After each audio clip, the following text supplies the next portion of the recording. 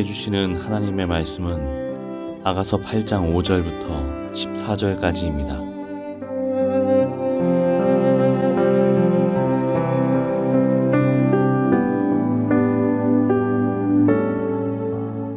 친구들, 사랑하는 이에게 몸을 기대고 벌판에서 이리로 오는 저 여인은 누구인가? 여자. 사과나무 아래에서 잠든 임을 내가 깨워드렸지요. 임의 어머니가 거기에서 임을 낳았고 임을 낳느라고 거기에서 산고를 겪으셨다오. 도장 새기듯 임의 마음에 나를 새기세요. 도장 새기듯 임의 팔에 나를 새기세요. 사랑은 죽음처럼 강한 것, 사랑의 시샘은 저승처럼 잔혹한 것. 사랑은 타오르는 불길, 아무도 못 끄는 거센 불길입니다. 바닷물도 그 사랑의 불길을 끄지 못하고 강물도 그 불길 잡지 못합니다. 남자가 자기 집 재산을 다 바친다고 사랑을 얻을 수 있을까요? 오히려 웃음거리만 되고 말겠지요. 친구들, 우리 누이가 아직 어려서 가슴이 없는데 청혼이라도 받는 날이 되면 누이에게 우리가 무엇을 해야 하나? 누이가 우아한 성벽이라면 우리가 은으로 망대를 세워주고, 누이가 아름다운 성문이라면 우리가 송백 널빤지를 입혀주마. 여자. 나는 성벽이요 나의 가슴은 망대 같습니다.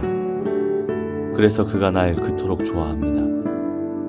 솔로몬은 바알 하몬에 포도밭이 있습니다. 그는 그 포도원을 소작인에게 주었지요. 사람마다 도조를 은 1000세겔씩 바치게 하였습니다.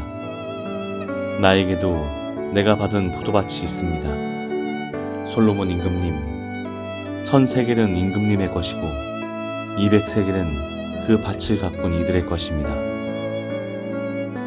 남자. 동산 안에서 사는 그대, 동무들이 귀를 기울이니 그대의 목소리를 들려주오. 여자. 이미여, 노루처럼 빨리 오세요. 향내 그윽한 이 산의 어린 사슴처럼 빨리 오세요.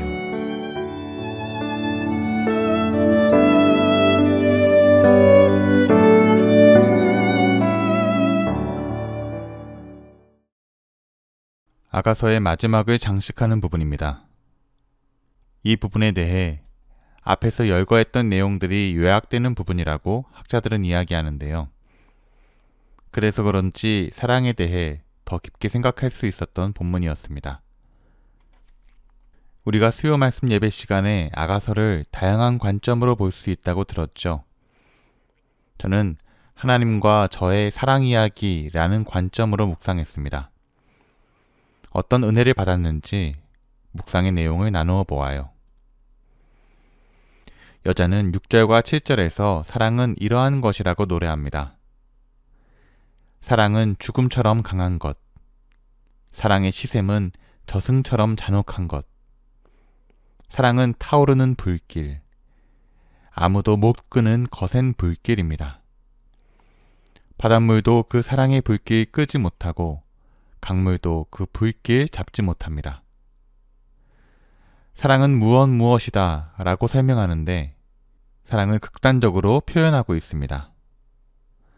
사랑은 죽음처럼 강한 것이다 라고 하는데 죽음이라는 것은 필연적인 것이죠.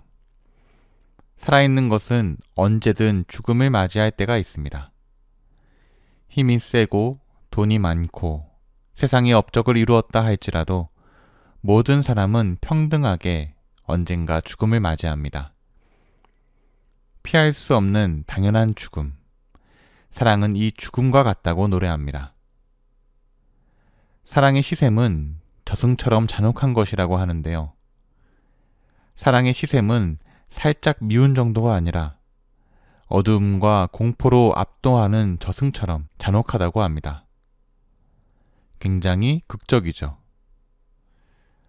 사랑은 타오르는 불길, 아무도 못 끄는 거센 불길, 바닷물도 끄지 못하고 강물도 그 불길을 잡지 못하는 강렬한 불길. 사랑을 아주 극적으로 표현하고 있는데 정말 맞다는 생각이 들었습니다. 사랑에 관해 생각을 해보면 사랑장이라고 불리는 장이 성경에 있죠. 고린도전서 13장인데 거기서도 사랑의 속성들을 설명합니다. 그런데 오늘 본문처럼 그렇게 극적이지는 않아요. 고린도전서 13장은 사랑을 가진 사람이 가져야 할 성품이나 성격을 설명하고 있죠. 그런데 오늘 본문은 아주 뜨겁고 강렬하고 변하지 않는 사랑입니다. 극적인 사랑, 그 사랑을 노래하는데 저에게도 이 사랑으로 사랑하고픈 대상이 있습니다. 바로 하나님입니다.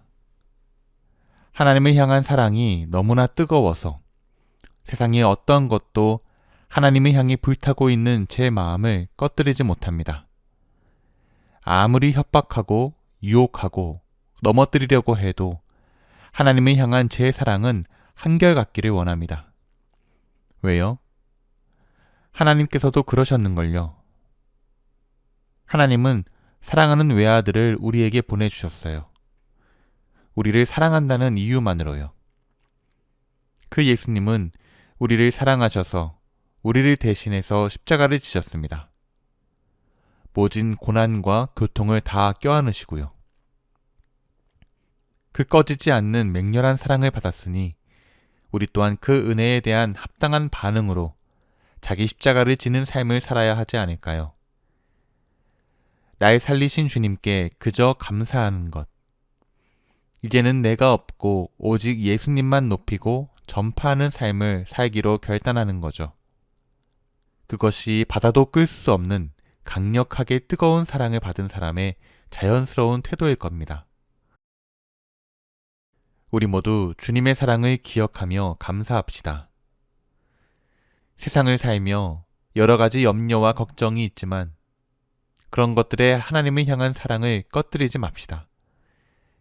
하나님을 향한 나의 사랑으로 그 모든 것을 덮어버리고 어떠한 상황에서도 승리하며 나아가는 우리가 됩시다.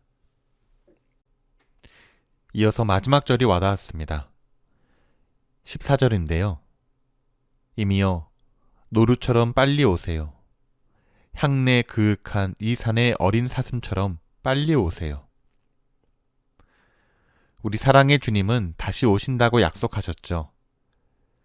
주님은 약속하신 것은 꼭 지키시는 신실하신 하나님이십니다. 분명하게 성취될 주님의 약속을 기대하며 매일매일 마라나타 주님 어서 오시옵소서 고백하며 구할 수 있는 우리가 되어 봅시다. 오늘 말씀처럼 그때가 노루처럼 빨리 올 수도 있을 겁니다.